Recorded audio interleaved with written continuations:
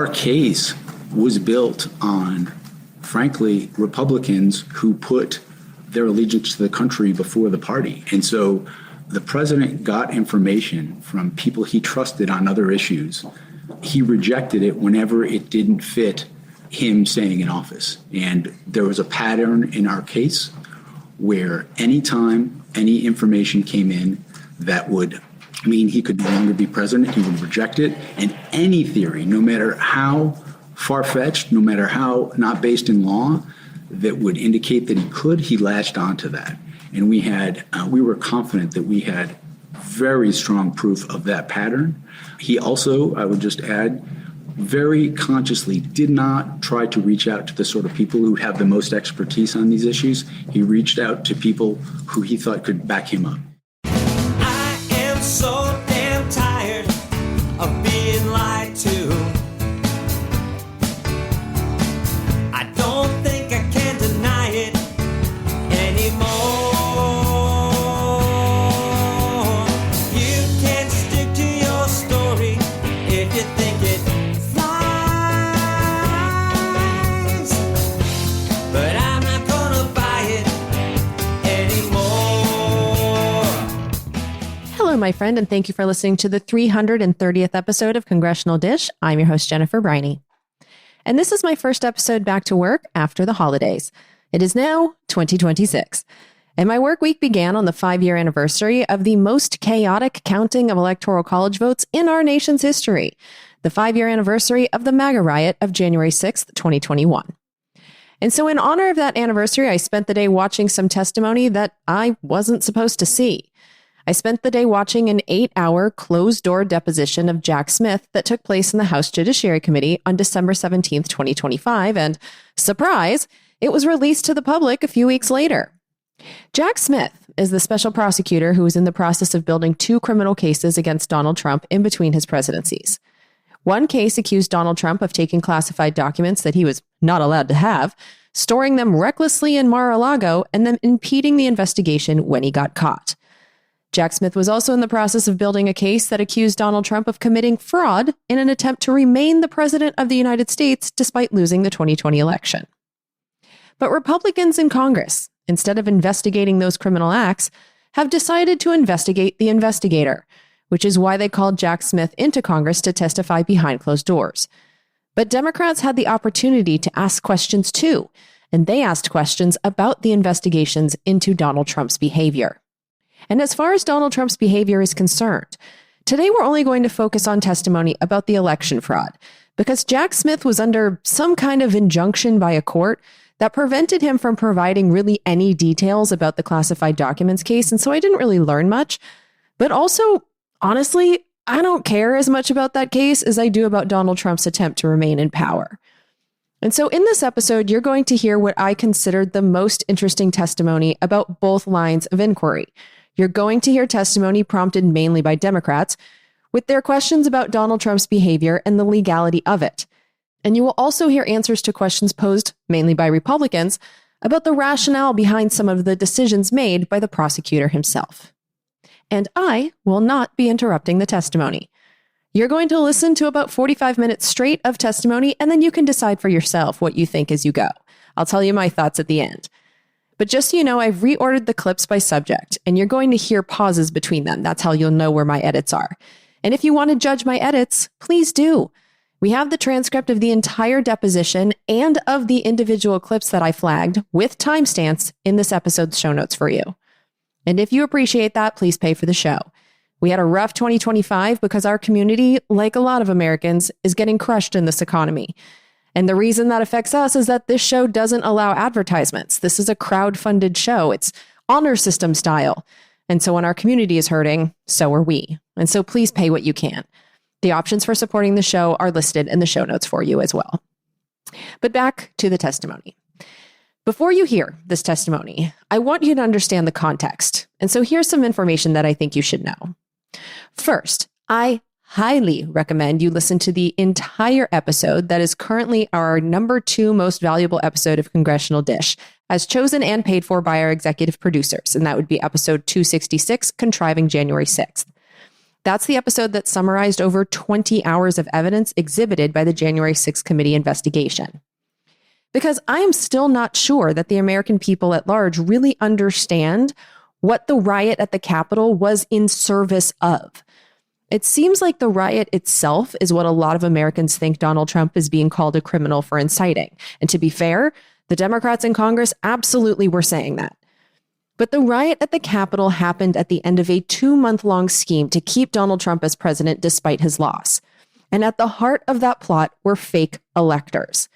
That scheme has always been my main focus, and it turns out it was one of the main focuses of the prosecutor, who never got to bring his case to trial as well.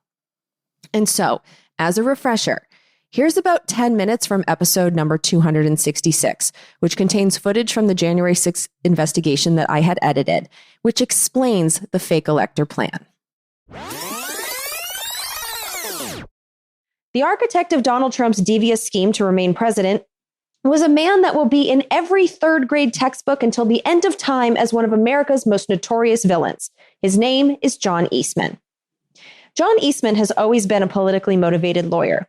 He was at one time the chair of the Federalist Society, a group of proudly partisan conservative and libertarian lawyers. After President Trump lost the election, John Eastman emerged from Chapman University, where he was a law professor, to present President Trump with a plan for remaining president despite his loss, a plan written in shockingly blunt detail in a 2-page memo. And here's the plan, as explained in the Eastman memo. On January 6th, Eastman suggested the Vice President Mike Pence, in his position as the person that reads the certificates created by the electors and sent over from the states, would open the certificates in the joint session of Congress as usual. But 7 states, all states won by Joe Biden, would have 2 certificates each. One certificate signed by the real electors, the Biden electors, and one certificate signed by fake electors, Republican Party electors that certified that Trump had won their state, even though he didn't. Because of the double certificate situation in those 7 states, Vice President Pence would announce that because of the ongoing disputes in those 7 states, no electors could be deemed validly appointed in those states. That would mean that the total number of electors would be reduced from 538 to 454. The Constitution says that the election would be won by the person who gets, quote, the majority of the electors appointed, unquote. And since the new total is 554, a majority of that would be 228 instead of 270 to win. With those 7 Biden states eliminated, that would have put the score at 232 electors for Trump and 222 for Biden. Vice President Pence would then gavel President Trump in as reelected. The memo then goes on to say that Democrats would then essentially lose their shit. And quoting now from the Eastman memo, quote, Pence says, fine. Pursuant to the 12th Amendment, no candidate has achieved the necessary majority. That sends the matter to the House, where the, quoting from the Constitution, quote, votes shall be taken by states, the representation from each state having 1 vote, unquote. Republicans currently control 26 of the state delegations, the bare majority needed to win that vote. President Trump is reelected there as well, unquote. And that was the plan that the Trump team ran with. On December 14th, 2020, that was the day that the electors met all over the country to certify the election for President Biden. And the election was certified with no problems in all 50 states. But on the same day, in 7 states that were won by President Biden, illegitimate, fake electors who had been gathered with the assistance of people at the head of the National Republican Party, they met and signed documents certifying a Trump win in those states, even though Trump had lost. The fake documents were signed by well-known Republicans, including lawmakers and party leaders in Georgia, Arizona, Michigan, Pennsylvania, Wisconsin, Nevada, and New Mexico, states accounting for a combined 84 electoral votes. If all were to go according to the Eastman plan, these fake documents would be used by Vice President Pence on January 6th to get those 84 electoral votes tossed in the trash, lowering the totals just enough so that Trump would have beaten Biden by 10. Here are the highlights of the testimony submitted to the January 6th committee about the fake elector part of the plan to keep Trump as president despite his role as the loser.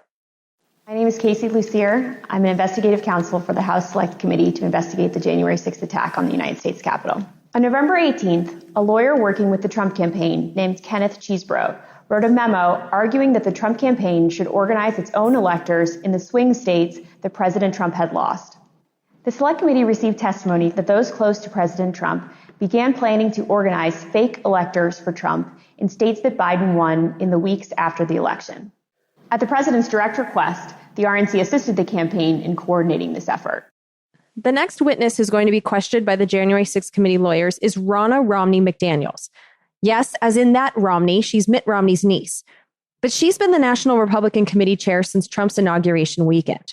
During the 2 months after the election, the Republican Party, under her leadership, helped Trump create the fake documents that were submitted to the National Archives and Congress. Here's her confession.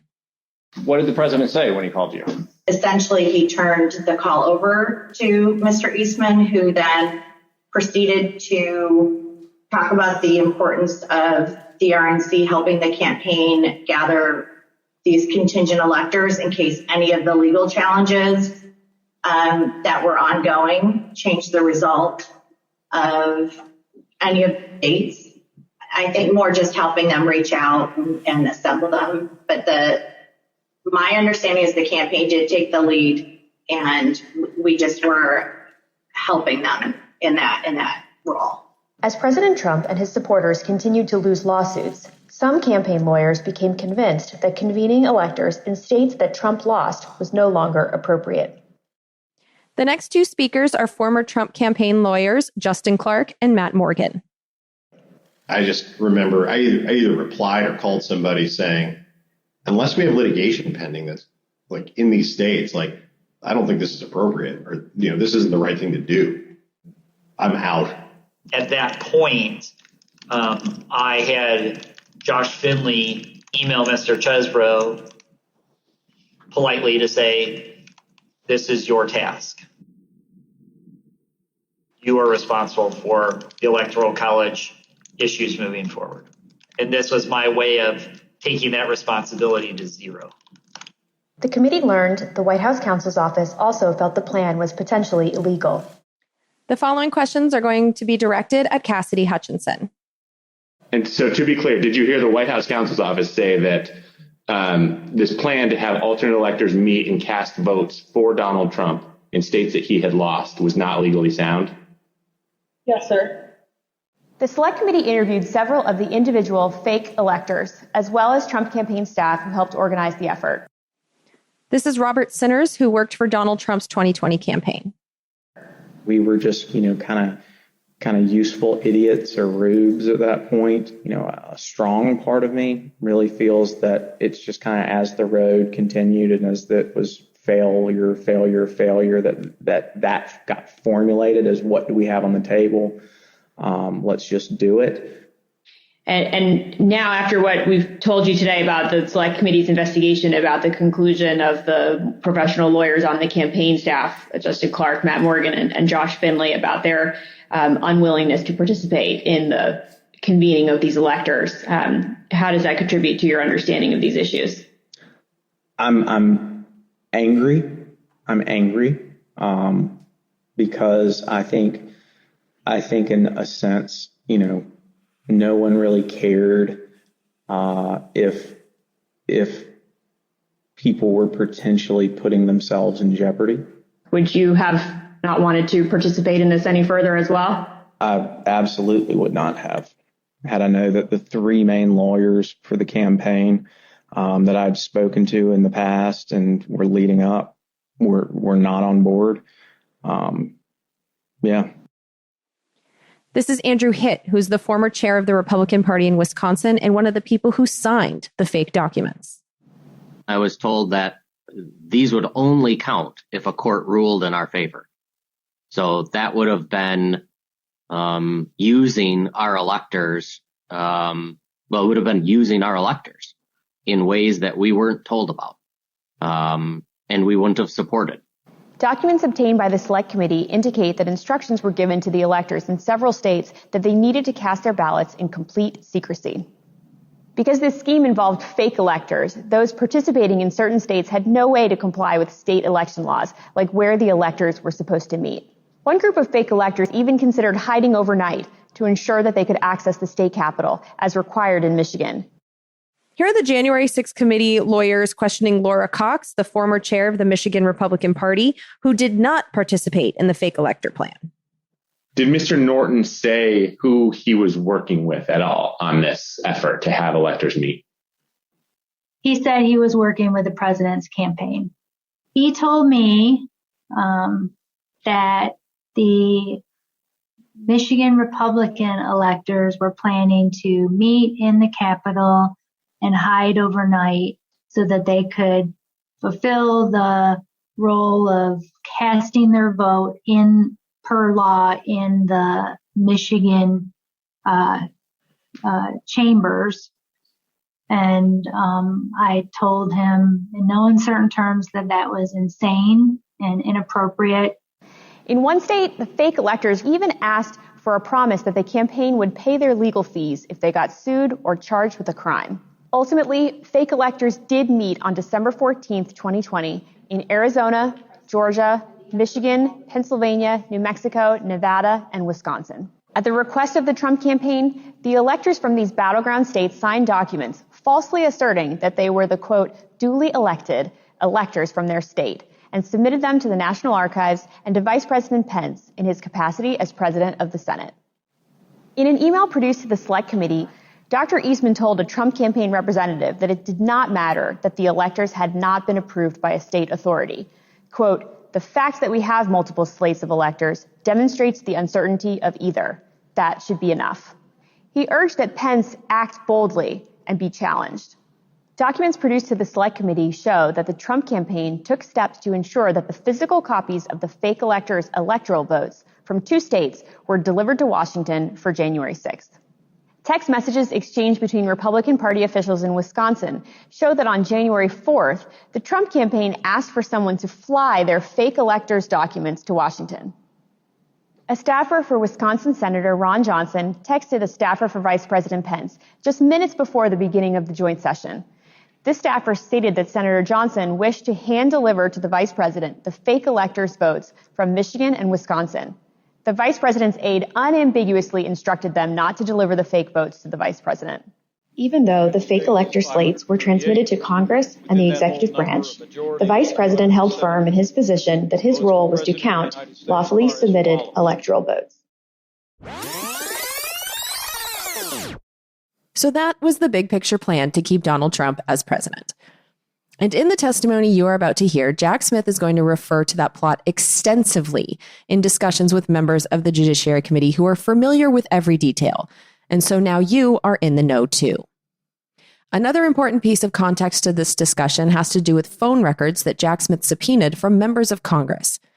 And as you know, if you've listened to recent episodes of Congressional Dish, in the bill that reopened the government after the longest shutdown in U.S. history, Republican senators snuck in a scandalous self-serving gift that will allow them to be paid $500,000 or more of our tax money if their phone records are subpoenaed and they are not informed about it. That provision was backdated to before Jack Smith's investigation subpoenaed the phone records of members of Congress, setting up a group of Republican senators for a payday big enough for each of them to buy a house with. And in this testimony, you're going to hear about 13 minutes of explanations by Jack Smith for why those phone records were subpoenaed for his case. And I'd also like to remind you that about a decade ago, and I read the law for this show, the USA Freedom Act privatized the Patriot Act. So what that means is that instead of the government hoovering up the entire world's data and sending it straight to government data storage facilities, which is what the George W. Bush administration was doing, well, the USA Freedom Act gave the government permission to get phone records instead directly from the telecom companies. The law requires the telecom companies to keep secret those orders from the government, which demand our phone records, and the law applied to everyone in the United States. And you can refresh your memory about that law by listening to episode number 98 of Congressional Dish. Another piece of important context to remember is that during Jack Smith's investigation, the Supreme Court had rendered a shocking verdict that ruled that the President of the United States has immunity from prosecution for acts that he takes as a part of his job as the president. However, they also said that a president can still be prosecuted for actions taken outside of his official responsibilities. That Supreme Court ruling caused a delay in Jack Smith's case and forced Jack Smith to reevaluate his charges and the validity of his case. You're also going to hear reference in this testimony to Representative Scott Perry, who is still in Congress representing Pennsylvania's 10th district, which encompasses Harrisburg and the surrounding areas. And I don't know if Scott Perry was going to be included in the list of official co-conspirators, but when President Trump was considering replacing the Attorney General, who had told him that his election fraud claims were bullshit, he was considering replacing that guy with someone who would instead act on his bullshit claims. Well, it was Scott Perry of Pennsylvania who found the environmental lawyer inside the Department of Justice who was down to be the guy who would say that Trump's election fraud claims were true. Scott Perry also objected to the counting of his own state's electors, and he did so after the riot. And then in the years that followed, he obstructed the January 6th committee's investigation. And then finally, you're going to hear a reference to Twitter. And you should know that Elon Musk took over Twitter on October 27th, 2022. And so when Jack Smith talks about Twitter, he is in fact talking about it in the Elon Musk X age. All right. I think you've got all the knowledge that you need now to be in the know during this testimony. And so now let's get into the testimony. The first voice you are going to hear is Jack Smith. The members of Congress are all off camera, and while I do know a lot of their voices, it really doesn't matter who they are. And you can probably guess which party they're in based on their questions. And so now let's get started with Jack Smith's bottom line from his opening statement. The decision to bring charges against President Trump was mine. But the basis for those charges rests entirely with President Trump and his actions, as alleged in the indictments returned by grand juries in 2 different districts. Our investigation developed proof beyond a reasonable doubt that President Trump engaged in a criminal scheme to overturn the results of the 2020 election and to prevent the lawful transfer of power. There is no historical analog for what President Trump did in this case. As we said in the indictment, he was free to say that he thought he won the election. He was even free to say falsely that he won the election. But what he was not free to do was violate federal law and use knowingly false statements about election fraud to target a lawful government function. Mm-hmm. That he was not allowed to do. We made clear in our indictment that there are proper ways to dispute an election, and asking for an audit, which President Trump did, and I believe in only 2 of the states that were in question, that's a way you can do that. Filing lawsuits, completely legal and proper way to do that. But in this case, those lawsuits were part of our proof that put President Trump and his co-conspirators on notice. The suits, the results, and the things that court said in finding those suits without merit put him, were one component of evidence that put him on notice that these allegations were false. Also, there were instances where there were pretextual lawsuits. There was one lawsuit, for example, that was filed in New Mexico minutes before the deadline, so they could say there was a dispute in New Mexico so they could proceed forward with the fake electors ballot. There was another lawsuit in Georgia where one of the co-conspirators explicitly said in an email, "We're on notice that the things in this lawsuit aren't accurate, so we shouldn't have the president sign a certification of this lawsuit." And then they played with the language a little and had him sign a certification nonetheless. And so these lawsuits, well, filing a lawsuit absolutely clearly is something you can do. They were probative evidence of the criminal intent in this case for those limited reasons I just suggested. I believe earlier, and we're turning back to January 6th, the conspiracy leading up, the events on January 6th, and I believe earlier you said that the reason why, and I'm paraphrasing here, that you charged the president was that he was the most culpable person related to the crime of attempting to criminally overturn the 2020 election. Do you recall saying words to that effect earlier today? Yes, and because we had proof beyond a reasonable doubt and met the requirements in the federal principles of prosecution.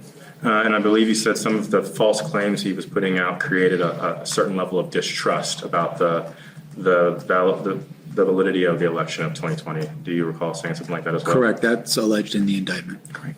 So I want to start with how that level of distrust was created. In your report, you say, and this is a quote, the through line of all of Mr. Trump's criminal efforts was deceit, knowingly false claims of fraud. Can you generally describe some of these knowingly false claims of fraud that were spread after the 2020 election? Sure. There's a number of them. Part of the explanation is why they're false. And so, just off the top of my head, an example is he was on notice in this election that in Pennsylvania, for example, that he would be ahead in the vote count for a period of time. And then when the mail-in ballots were counted, his lead would dissipate. He chose to represent that phenomena that he'd been briefed on that was normal course of an election, that all sides knew that that's how it was going to be. He chose to present that as evidence of fraud. And to people who are not maybe as informed as him or informed as his campaign managers who told him these things, that's the sort of thing that creates distrust. There were fraud claims in, Michigan, Georgia, where he was specifically disabused by people he trusted, by political allies, by the people when he chose to call them who were best situated to know. In Georgia, I'm thinking of the Secretary of State. He reflexively rejected those things and continued to state false things after he'd been told that repeatedly that they weren't true. And why was it important? It probably goes to the mindset, but why was it important of all of these repeat statements from individuals that Donald Trump's claims were untrue? How did that play into your overall investigative findings? Well, I think the pattern and the depth of the pattern and the length of the pattern was pretty damning evidence that he knew these things were false. He only brought fraud claims that involved states that he'd lost. He only approached people generally who had party allegiance to him. When he was told that a fraud claim wasn't true, he didn't stop making it. Another example I can give is that Sidney Powell, who's alleged as one of the co-conspirators, was part of his team at the beginning of this conspiracy. Shortly after, she began making statements that really nobody could credit, that were facially false. And at some point, Giuliani made a statement that she wasn't on the legal team anymore. And Trump, at one point, was on a call, President Trump, where he basically, if I recollect it right, he muted the call and said she was crazy. But then after that point, he continued to promote her fraud claims and lawsuits. He considered putting her as a special counsel, even though he'd admitted, he used the word crazy, and the statement she was making could, by any reasonable person, be viewed as true. And so I think that sort of claims that were so outlandish and so just fantastical, continuing to push those sort of claims after they've been disabused with strong evidence of our case. People come into the Oval Office. The president isn't conducting his own due diligence. He is receiving people in his office that are telling him these things, whether it be Rudy Giuliani, whether it be John Eastman, whether it be Jeffrey Clark, whether it be Sidney Powell. And, for the most part, he is just receiving this information and, his statements are almost just regurgitating what these people have told him. Isn't that the case? No, and in fact, one of the strengths of our case and why we felt we had such strong proof is our witnesses were not going to be political enemies of the president. They were going to be political allies. We had numerous witnesses who would say, I voted for President Trump. I campaigned for President Trump. I wanted him to win. The Speaker of the House in Arizona, the Speaker of the House in Michigan. We had an elector in Pennsylvania who is a former congressman who is going to be an elector for President Trump, who said that what they were trying to do was an attempt to overthrow the government and illegal. Our case was built on, frankly, Republicans who put their allegiance to the country before the party. And so the president got information from people he trusted on other issues. He rejected it whenever it didn't fit him staying in office. And there was a pattern in our case where anytime any information came in that would mean he could no longer be president, he would reject it. And any theory, no matter how far-fetched, no matter how not based in law, that would indicate that he could, he latched onto that. And we were confident that we had very strong proof of that pattern. He also, I would just add, very consciously did not try to reach out to the sort of people who have the most expertise on these issues. He reached out to people who he thought could back him up. Did President Trump ever acknowledge, and I believe you talk about it in this paragraph, but did President Trump ever acknowledge that he knew that he had actually lost the election to President Biden? Yeah, so this paragraph references different statements that he made in the presence of other people. One is that it doesn't matter if you won or lost the election, you still fight like hell. And then the other was, can you believe I lost to this effing guy? So, referring to Joe Biden. From a legal perspective, this is really quite clear. I think all of us want to make sure people's First Amendment rights are not abridged in a way that they shouldn't be. I think I certainly feel that way. I'm sure everybody in this room feels that way. But there is a very clear carve out for fraud in our case law. The Supreme Court, I think there's one case, is the Stevens case, talks about that, and there are others.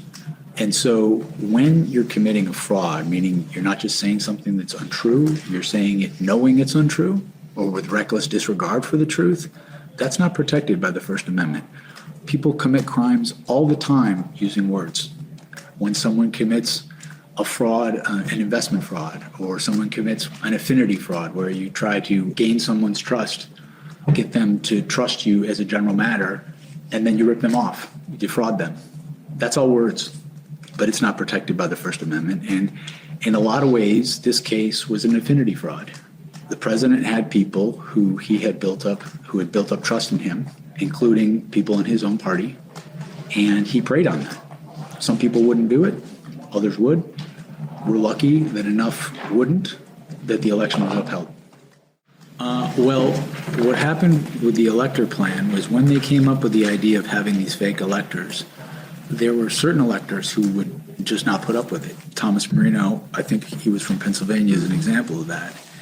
And so as a result, and he wasn't the only one in the scheme generally, as a result, they had to replace electors. And again, just to keep in mind, all the electors we're talking about here are people who supported Donald Trump. These are people who signed up and said, I want to be an elector for Donald Trump.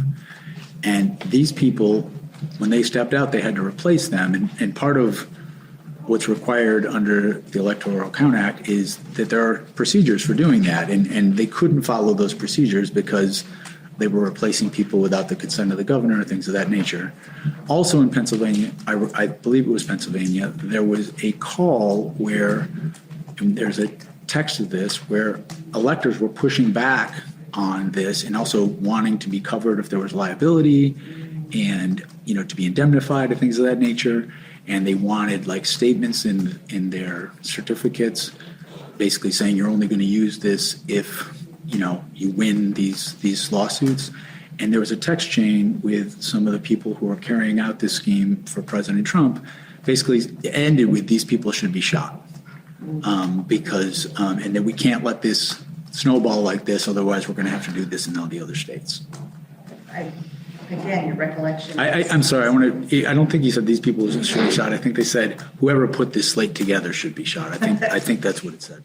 On November 20th, Mr. Trump called Republican legislators from Michigan to the White House and urged them to remove the Biden electors and replace them with electors that would elect Trump. They, subsequent to that, made a statement that there was no evidence for that and went back and the electors were certified as the votes had indicated they should be. Subsequent to that in December, there was an effort to create fake electors. And in fact, on December 14th, when the electoral colleges meet in all the state legislatures, there were 16 fake electors in the basement in Michigan, and 4 of them tried to get into the Capitol to overturn the election. Did you look at that whole phenomena? We did.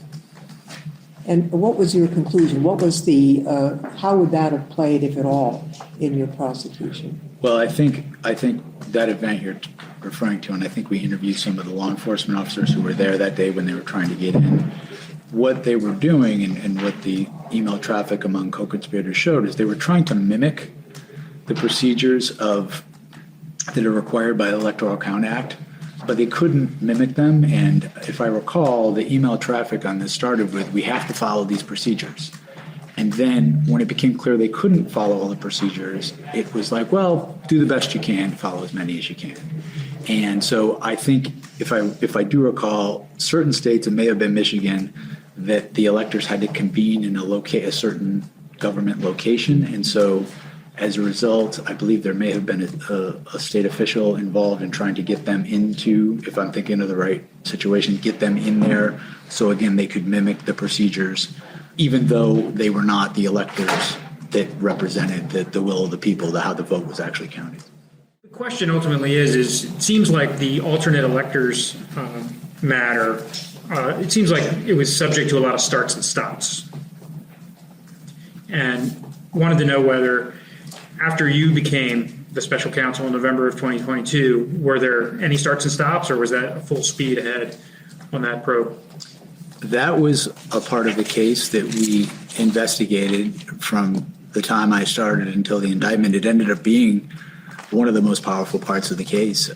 We had electors who were going to be witnesses. I referenced earlier a congressman from Pennsylvania who had said this was an attempt to overthrow the government. We had other electors who said, I was told that this would only be used if we won in litigation. And obviously the record in our case showed that the co-conspirators were trying to use their elector votes despite that fact. And again, this goes to the point I made earlier.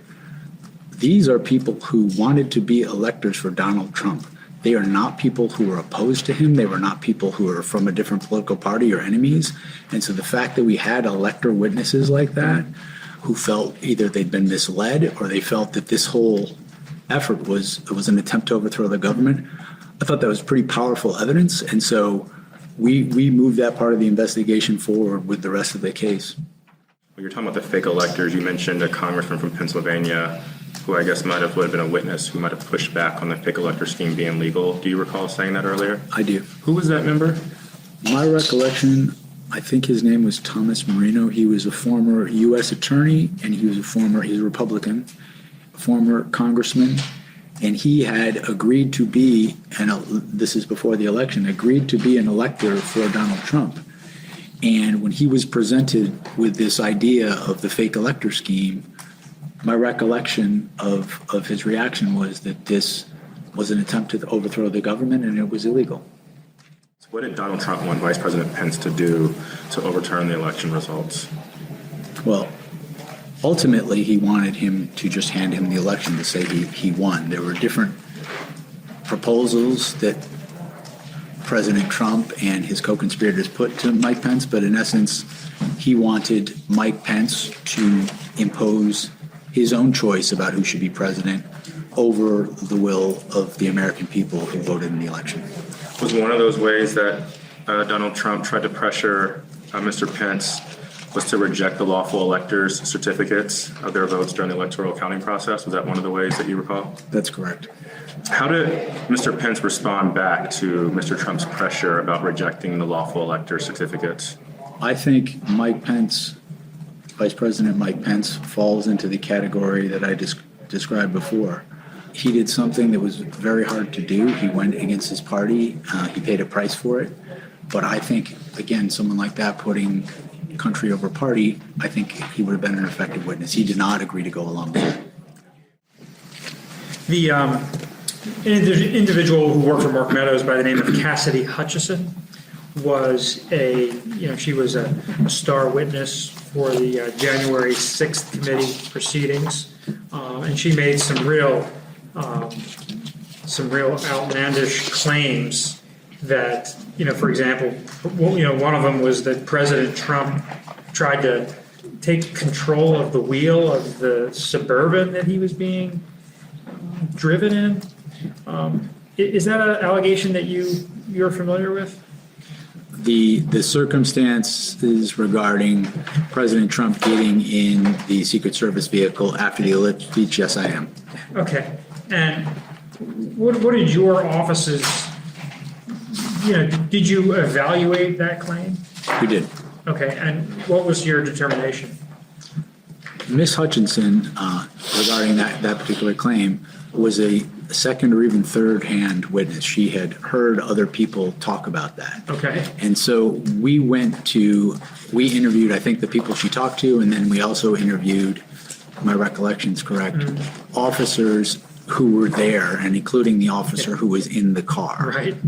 That officer, if my recollection is correct, and I want to make sure I'm right about this, said that President Trump was very angry and wanted to go to the Capitol, but the version of events that he explained was not the same as what Cassidy Hutchinson said she heard from somebody secondhand. Okay. That's correct.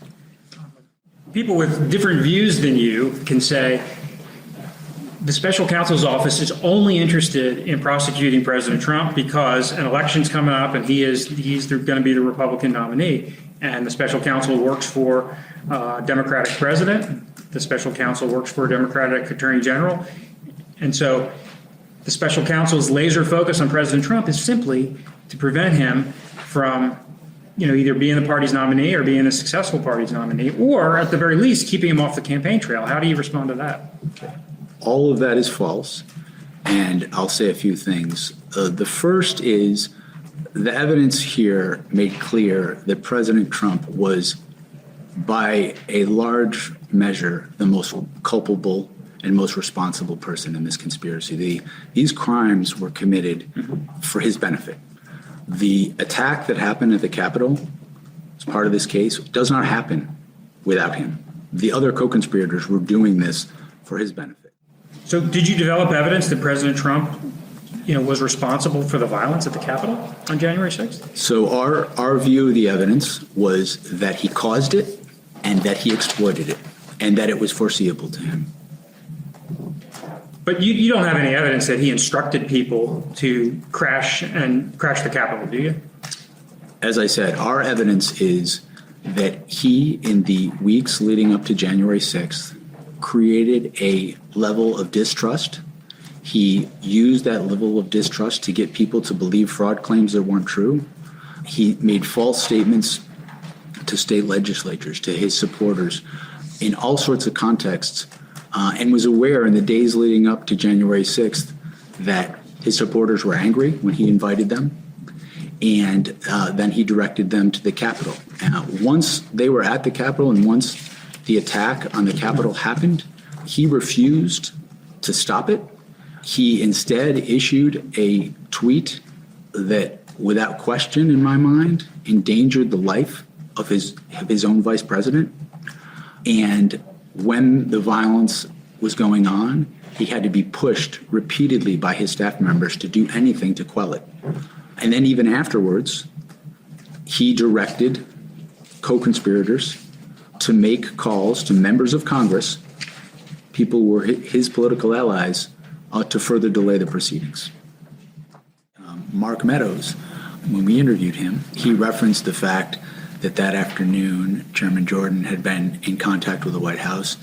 And like Congressman McCarthy's contact with the White House, it was relevant because, and again, Meadows stated this, that these were supporters. These were credible people that the president relied on. And what I recall was Meadows stating that I've never seen Jim Jordan scared of anything.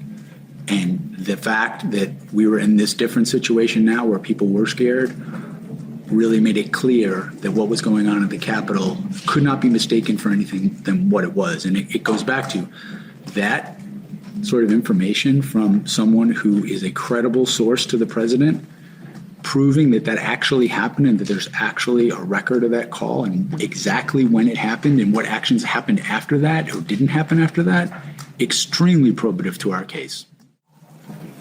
Those records were lawfully subpoenaed and were relevant to complete a comprehensive investigation.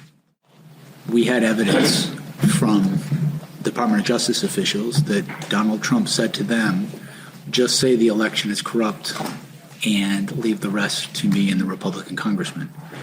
I think given that was the perspective that Donald Trump had, our view is that the case we would have presented at trial would have been Donald Trump preying on the party allegiance of people in his party. And people like the vice president didn't agree to that. People like The elector from Pennsylvania I mentioned didn't agree to that. People like the Speaker of the House in Arizona didn't agree to that. But the extent to which those contacts were happening was relevant to our investigation.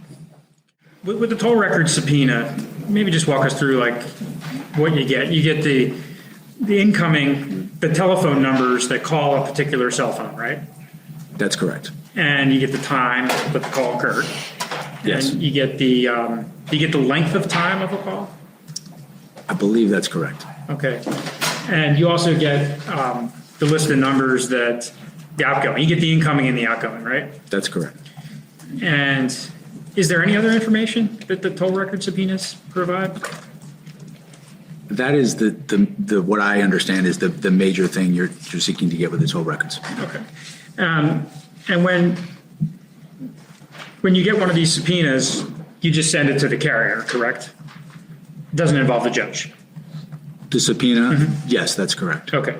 Doesn't require a judge. The only time a judge gets involved is if you're seeking a non-disclosure order. Is that right? If it's a subpoena for toll records, that's correct. Okay. And do you always seek is it the practice of your team to always seek the NDO? Well, in this particular case, there was a grave risk of obstruction of justice given the obstructive conduct of President Trump as is set forth, for example, in the indictment in Florida. President Trump tried to obstruct that case in multiple ways. As I mentioned earlier, in the litigation we had regarding 57.2, we had numerous instances of him attempting to, in our view, intimidate witnesses or keep them from cooperating. And so given that reality, we did seek non-disclosure orders for the toll record subpoenas you're talking about. Okay. As it relates to members of Congress and senators and their staff, definitely their staff as well, I mean, that presents concern that we don't have an opportunity to, quash the subpoena. How does your office deal with that prospect?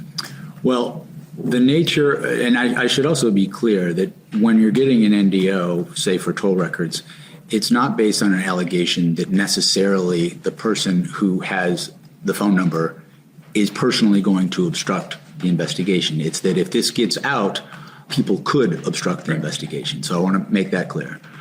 Second point would be, you are correct in that inherent in getting an NDO is that at various times, people who might have arguments about why to quash a subpoena won't be able to make those arguments. In our investigation, this came up with Twitter. We wanted to get records from Twitter regarding President Trump. Twitter, and we applied for an NDO from the judge. Twitter refused to provide the records unless they could tell President Trump about that. And so we had litigation with this in the district court. The district court agreed that there are situations, and there it was that Twitter argued that President Trump should be able to assert executive privilege over the records we wanted. As a result of that litigation, the district court found that it was proper of us, given the level of obstruction in this case, to get that NDO. That decision by the district court was upheld by the Court of Appeals. And then that decision by the Court of Appeals, Twitter, my recollection is Twitter sought to get the Supreme Court to overrule that, and Supreme Court refused to. And so I tell you all that to say. And then you find them, right? Well, actually, that's before. They refused to comply even after she ruled, and she set a schedule of fines. And so part of the appeal was... You sought the fines, right? Absolutely, yes. Okay.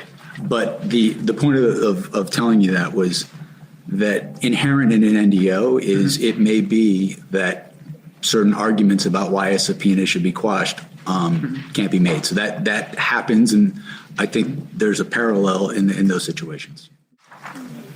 When you sought these non-disclosure orders, the judge didn't know it was a member of Congress. Is that correct? I don't think we identified that because I don't think that was department policy at the time. And did you seek search warrants for the content of any, of the telephone calls, or the content relies mostly to text messages? Did you seek a search warrant for the content of any text messages from members? From members? Yeah. No, I don't recall. Okay, it was just toll records. Correct. Okay. Well, I'm sorry to interrupt you. Yeah. Before I was special counsel, the people who were working on one of the investigations did get a search warrant for the cell phone of one Congressman Perry. Yes. But by not telling the members, by going through this NDO process, they didn't have an opportunity to litigate the speech or debate concerns. That's correct. And that's unfair in our view.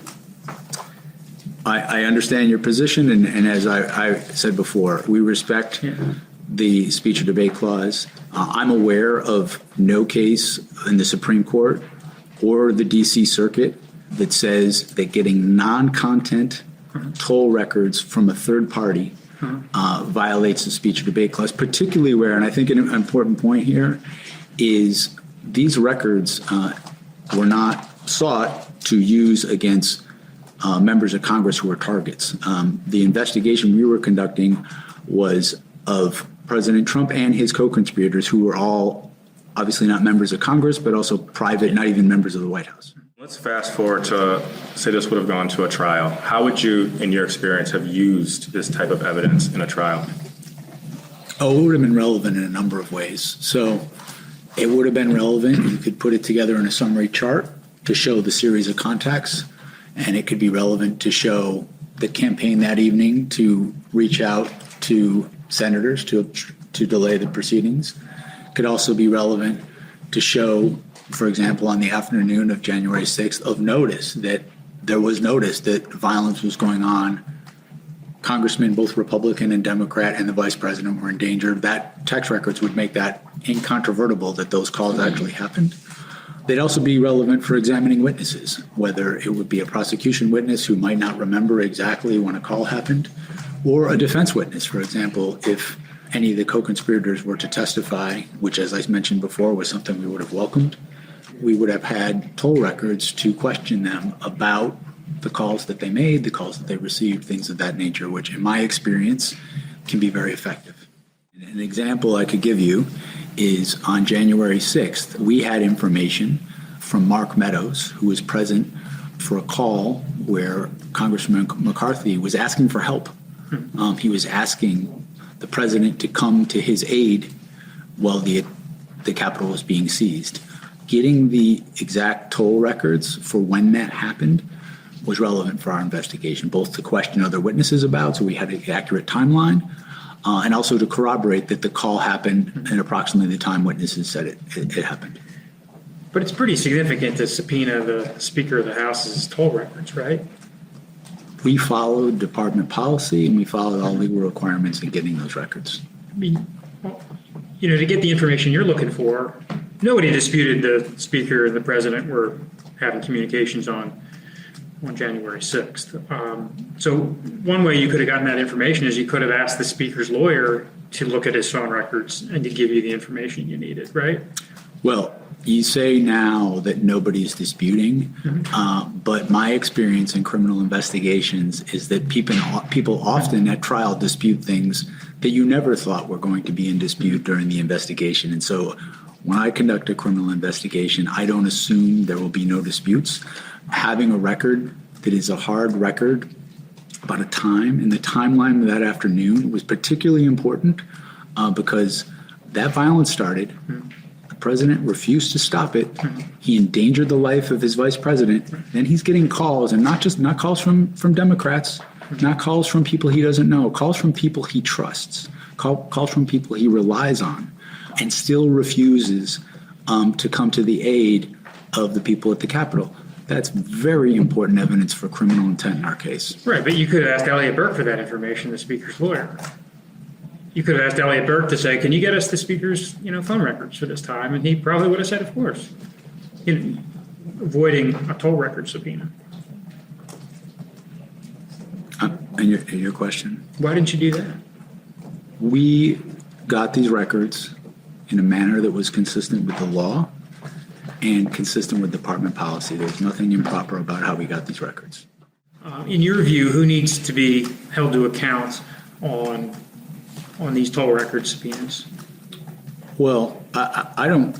Certainly, my office did everything consistent with the law and department regulations at the time. As I think we referenced earlier this morning, the department regulations on this, since we issued these toll records, has changed. I believe now, and I believe this is in 2024, if we were to make an NDO application to a judge, we would need to identify if they were members of Congress. And so to the extent you think something needs to be changed, that change happened, but that was not required at the time that we issued these subpoenas.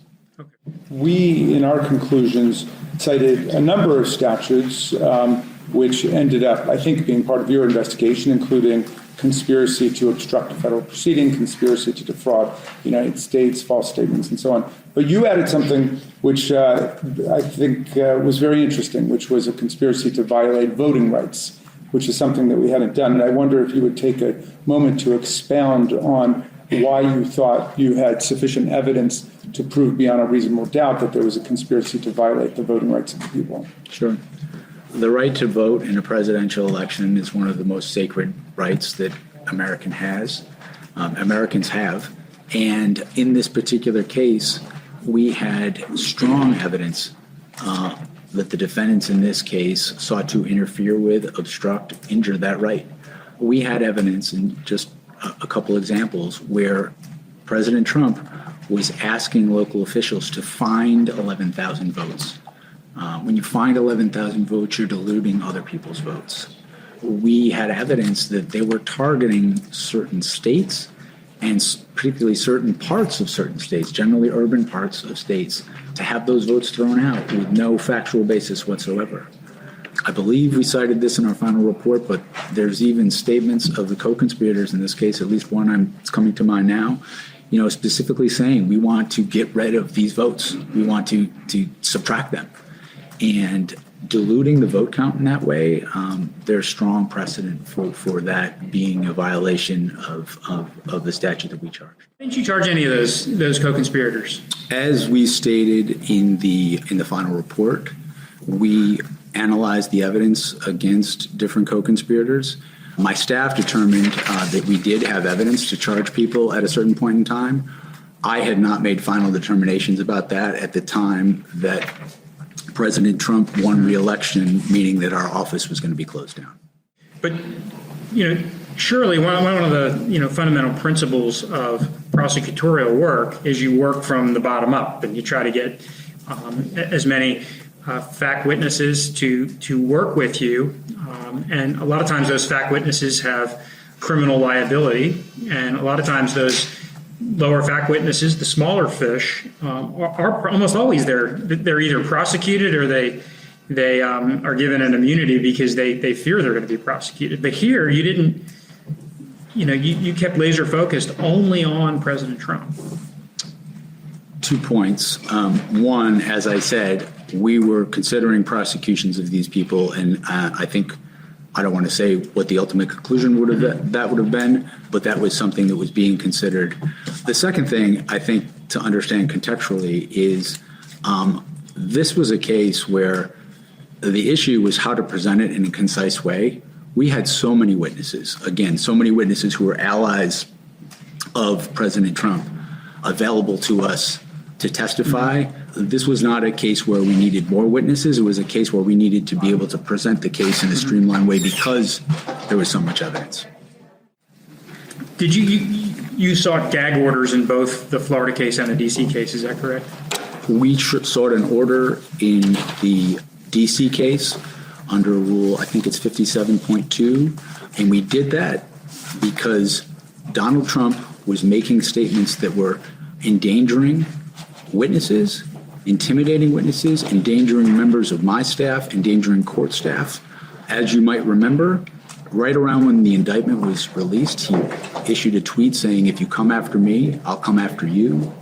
He called, in a tweet, he called General Mark Milley a traitor and mentioned that what he'd done in olden times, people would be put to death.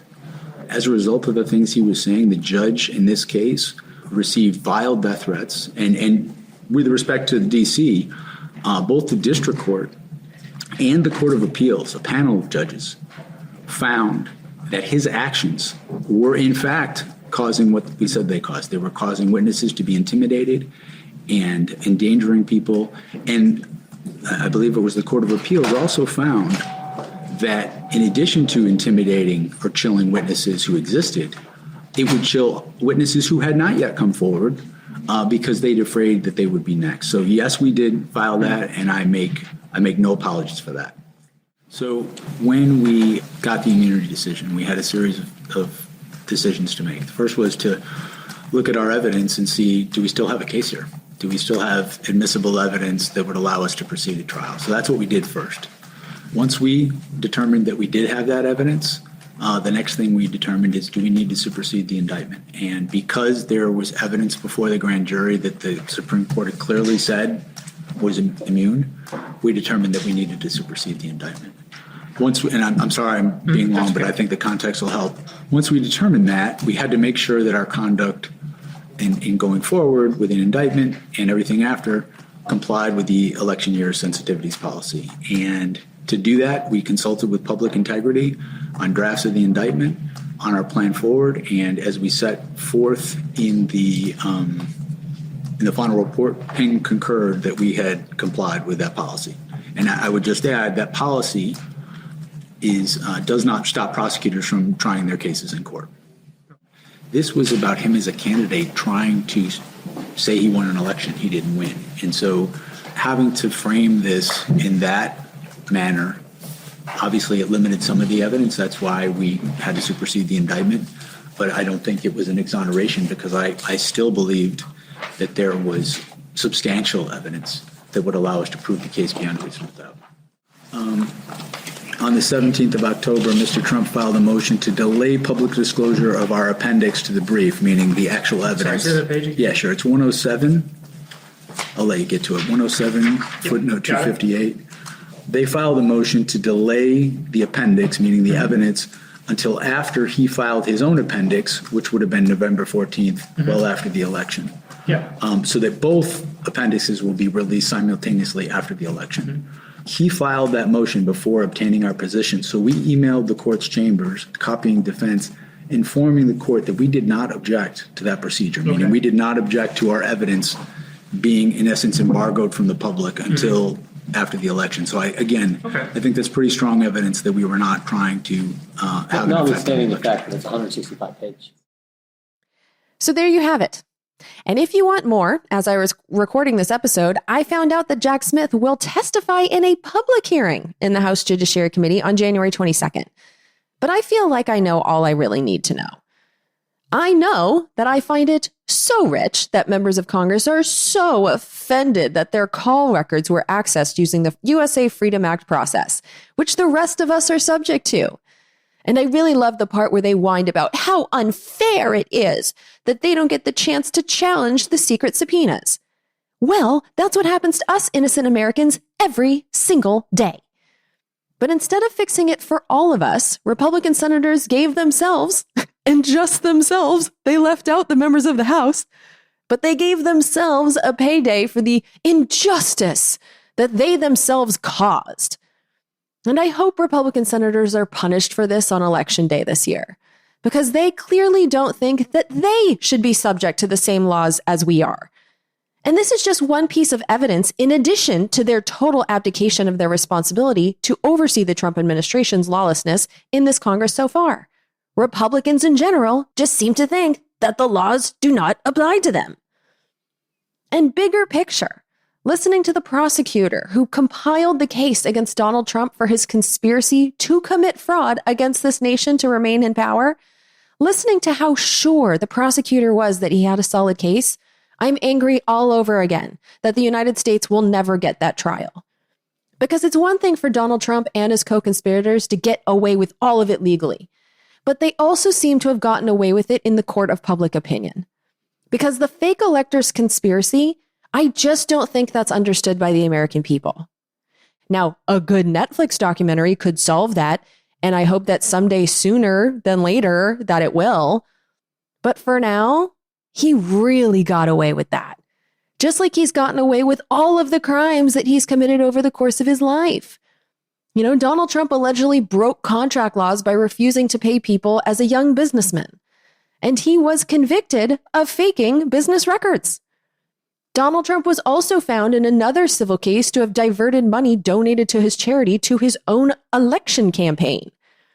And then there was the Trump University. His university had to pay out a large settlement after it was accused by many people of basically being one big fraud factory.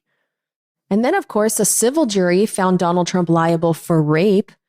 And there have been dozens of similar accusations, including some truly horrific ones in the Epstein files. I really hate to think what's lurking in the files that they are still hiding from us. And then, of course, there's the classified documents case and the election fraud cases that Jack Smith will never get the chance to try because somehow 77 million of us were conned into empowering Donald Trump again. Which I do think we have to keep in mind. 77 million Americans is about 22% of the total US population. It's not even close to half of us that support this. But that's all it takes in a nation where so many of us think it's a righteous action to sit on the sidelines of elections. And right now, I am just stunned by the level of lawlessness of this administration. But what did we expect? The current president of the United States is an unpunished criminal. He's never known a punishment that wasn't financial. And when a guy is filthy rich, financial fines don't really hurt. Donald Trump thinks he's above the law because so far he has been. And the Republicans in Congress are helping him keep that status. And I'm angry that our nation of laws, that they've never really applied to this guy. And I don't understand why. But that doesn't really matter now. What matters now is that he needs to be stopped. We're at the point where Donald Trump is toppling other governments, although doing so like an idiot, because in Venezuela, President Maduro's partners, they're still in charge. So, what was that? But the point is that Donald Trump is violently overthrowing foreign governments. Donald Trump is ordering the murder of random people at sea. And Donald Trump is allowing his lawless agents, the thugs known as ICE, to murder us now with impunity, American citizens. We all saw the video of Renee Good being shot and killed in Minneapolis.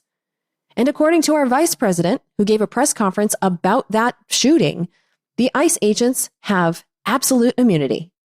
The precedent here is very simple. You have a federal law enforcement official engaging in federal law enforcement action. That's a federal issue. That guy is protected by absolute immunity. He was doing his job. And that attitude comes right from his boss, from the president who told the New York Times that only this can stop him. Do you see any checks on your power on the world stage? Is there anything that could stop you if you wanted to? Yeah, there's one thing, my own morality, my own mind. It's the only thing that can stop. But that's not true. There are people who can stop him, and J.D. Vance, and that frozen fish-faced monster Kristi Noem, and everyone else in the Trump administration who think that the law does not apply to them. The people who can stop them are the 535 members of Congress. And right now, the Republicans are choosing to let the lawlessness go unchecked. But this is an election year, and we are not powerless. We can remove the Republicans in Congress from power should they continue to allow this violent lawlessness. And we don't have to wait until November. The path to stop Donald Trump and all of the people that he has empowered runs through your member of Congress's office, especially if you are represented by a Republican. You can call them every day. Even better, you can show up to their office and be nice to the staff because you want the staff to like you and to report your thoughts to the member of Congress. But the staff members keep tallies of what people are contacting them about every day. And if every day their job is taking a tally of a nonstop barrage of calls demanding that the Trump administration be investigated and the lawless members of it, including Donald Trump himself, be removed from power, the members of Congress will fear for their own jobs and be politically forced to act. You have the power to make that happen because you have power over Congress. And Congress has power over the Trump administration. And so if the events of this year already feel overwhelming, you can act. You can contact Congress. It does make a difference. And if you are in an all-blue district, you must know someone in your life in a red or semi-red district. Give them a call and see if you can convince them to call their member of Congress. See if you can get their permission to call on their behalf. All you need is their zip code and their name, and you can pretend to be them. probably not the most ethical thing to do, but these are the times we're in. But your time is best spent not following ICE agents around and risking your life by harassing them on the job, but your time is best spent by verbally harassing Republican members of Congress. The problem that we have is that we have criminals in power, and Congress can remove the criminals.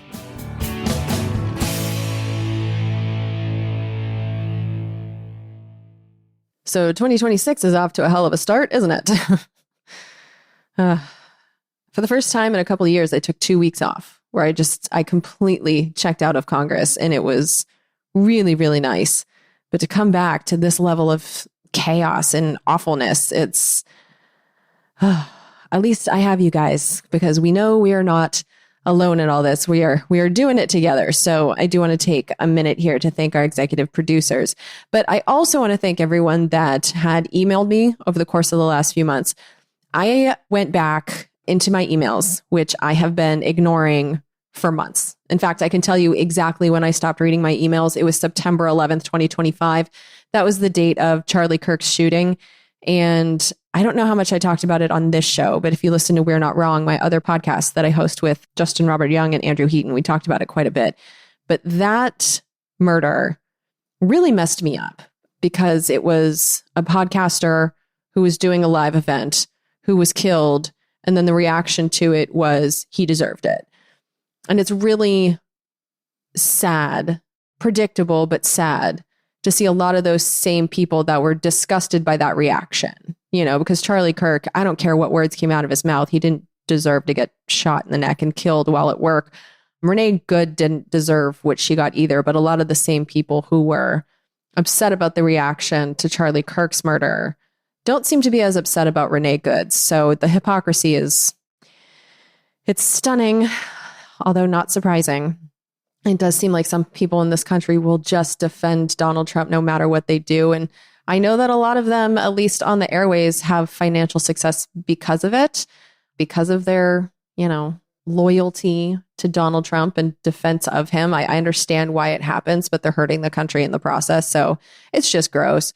But anyway, I stopped going into my emails for a while, even though I knew a lot of them would be nice. But that shooting made me really think about the danger inherent in what I am doing with this podcast. I mean, this episode, I'd be lying if I didn't have about 5 minutes. I mean, it didn't take long for me to decide to do it, but I'm flying back from Europe. I've been in Europe for 3 months. My visa is about to run out. I'm flying back from Europe next week, and I'm going to have to go through Customs and Border Patrol. And I do know that the law right now seems to be applied to people based on their loyalty to Donald Trump. And all you have to do is look up my podcast and see this episode and the January 6th episode.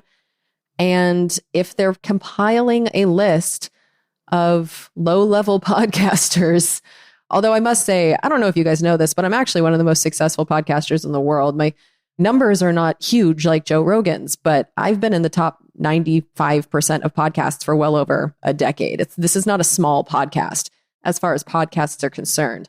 I've been in the top 5% for many, many years, which means that if they are compiling a list of people that are speaking publicly against Donald Trump, I do think my episodes, this one being included, especially with the comments that I made at the end of the show, they could get me in some trouble.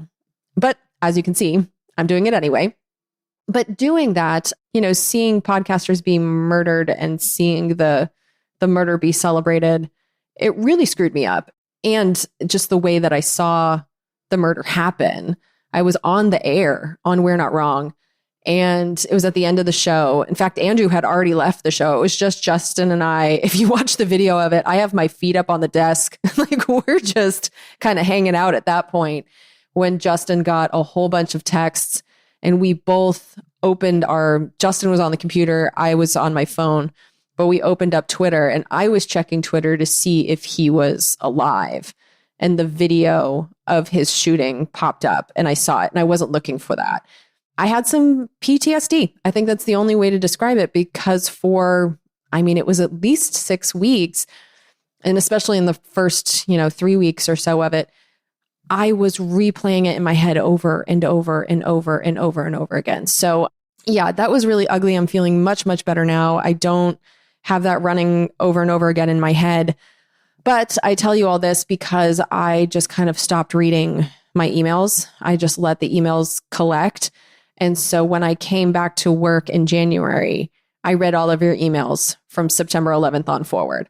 I did not have time to respond to almost any of them. So if you didn't hear a response, I apologize, but I did read them all.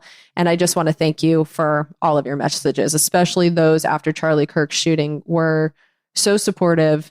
And I really appreciated the people who said how much you would care if anything happened to me. And I also got a lot of messages about episodes that I've done with interesting information. And even though I don't really respond that much because I do get a lot of messages, I enjoyed reading your thoughts and I appreciate you sending them. So I just wanted to say thank you.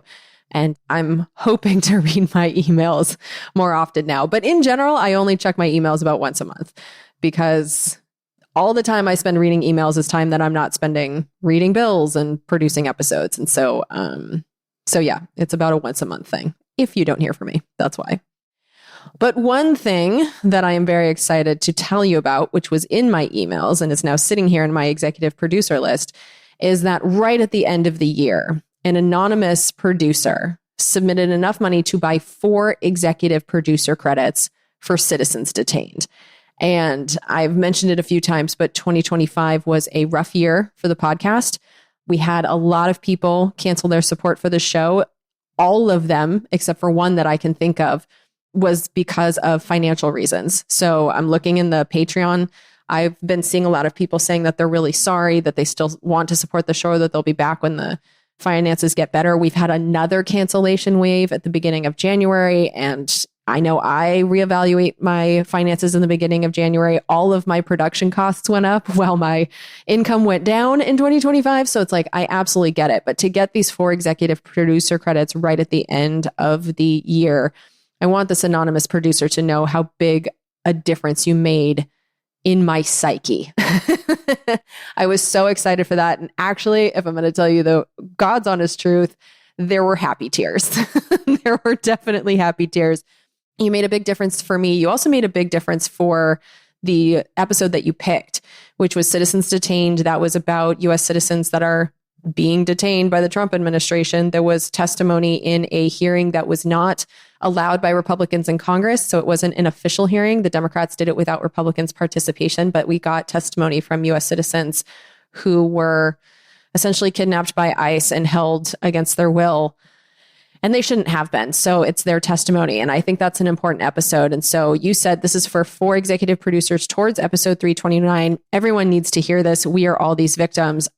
I agree with that message too, because I know that a lot of those people were from Southern California. I know exactly some of the roads where this happened to them, and my family and friends and myself, we drive around Southern California, wrong place, wrong time can happen to any of us.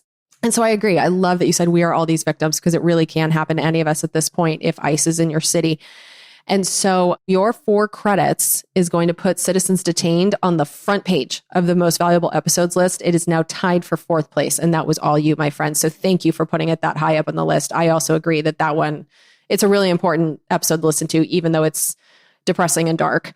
And especially with everything that's happening in Minneapolis at this point, I don't think it's going to be all that surprising. But anyway, thank you so much for putting those credits on that episode. I appreciate you so much. I also appreciate Hank Barta. I've appreciated Hank Barta for many, many years. You have been a producer of this show forever, and you just got an executive producer credit put on the One Big Beautiful Bill, A Dangerous Law episode. And Hank also sent in a message. He said, I find it difficult to choose episodes to boost this way. Every episode Jen chooses is important. This one got to me, however. The mention of the cuts to the National Oceanic and Atmospheric Administration have just come up in that Russ vote intends to eliminate NOAA entirely. Like when Trump suggested we stop counting COVID cases to reduce the patient count, not studying climate change will not make it go away. Worse, it will leave us less able to respond to it. Worse yet, it will stymie any efforts to prevent further climate change. This stick your head in the sand approach to the problems we face is infuriating. There's lots of value in that episode, more than I can touch on here, but the NOAA elimination is one that pushed this boomer over the edge. Thank you so much for supporting that episode. I think there is so much important information in there, but that's a good point. I actually, until you brought it up, I forgot that there was any threat to the National Oceanic and Atmospheric Administration. I will say this about their plots. They want to privatize, or at least have said that they want to privatize the reporting of the weather, but they don't seem to realize that outlets like the Weather Channel and these private people that they think they would be doing favors for are using the information that comes from the government. So I don't know if that plan is just half-assed because they don't understand how the private weather forecasting system works and how much it relies on the government. And I haven't heard any follow-up on that. That doesn't mean that it's not going to happen, but I just don't know if this is a plan that is real or if that's just a thing that they say, and then the details make it a whole lot harder when they try to put it in the action. I don't really know. But yes, thank you for putting that back on our radar. I also think that would be tragic. And I also think that if there's something that's going to stop them, it's actually going to be the fact that weather in particular is something that kills people in red states. So I'm thinking of Tornado Alley. You know, a hurricane is pretty big. And obviously the track of a hurricane really matters, but the track of a tornado has to be precise down to a specific house.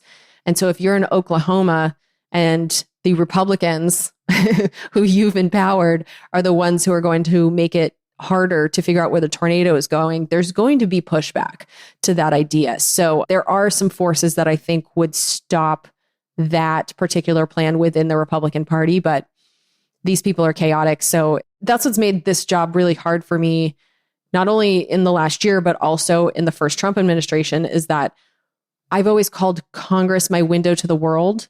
So it's like anytime I've had a question about what's going on, I watch the hearings and I learn a lot, and you can see what they're talking about for the predictions of the future. You know, in normal times, there would be hearings about Venezuela and we would get answers that way. But right now, our policies seem to be constructed on the whims of individuals. I actually think the Venezuela plan has more to do with Marco Rubio than it does with Donald Trump. The Greenland thing, though, that's all Donald Trump, perhaps Stephen Miller. It's so personality based that it's hard to use Congress as the crystal ball that I used to. So, I mean, I say this about NOAA, but with these people, like, who knows? But yeah, thank you for putting a credit on that episode. And actually, you are not the only one, because Lisa Leslie has also put a credit on the One Big Beautiful Bill, A Dangerous Law episode. And so what that does, and thank you, Leslie, for doing that. I actually think that is also one of the most important episodes I've done in a long time, because that is a very impactful bill and we should be voting based on what was in it. So your two executive producer credits are now going to tie the Big Beautiful Bill episode for first place for most valuable episode. It is now tied with War Money, which is the episode that gives you the history of Israel and what was going on with our money, supporting Israel's actions in Gaza. That one was produced in early 2024. But yeah, so one more credit will put the Big Beautiful Bill episode firmly into number one, if anyone is interested in doing that. All right. Thank you so much for listening to this episode. I know that this is not the happiest podcast. These are not the happiest times. I'm hoping we'll get back to happy times and someday we'll see Congress make improvements that help us. But until then, I do appreciate you staying informed. I know that it's not easy. So also producing this podcast is not easy. And so I could not do it without Claire, who is my production and research assistant. I also want to thank Mike at Pro Podcast Solutions. You are the best. Thank you, Mark at podcastbranding.co for doing our web design and security. Thank you, Lauren, for taking care of our executive producers and for being my sister. Thank you, Dad and Robin, who are my biggest fans and take care of my taxes. And also, as always, thank you, Brian Karras. He is our guardian angel, and we miss you today and forever. All right. Thanks so much, and I will talk to you soon. Bye. We're surrounded now by liars coming at us through our TV screens. We don't have a domestic spying program. They're content to fight in black and white despite the many in-betweens. We got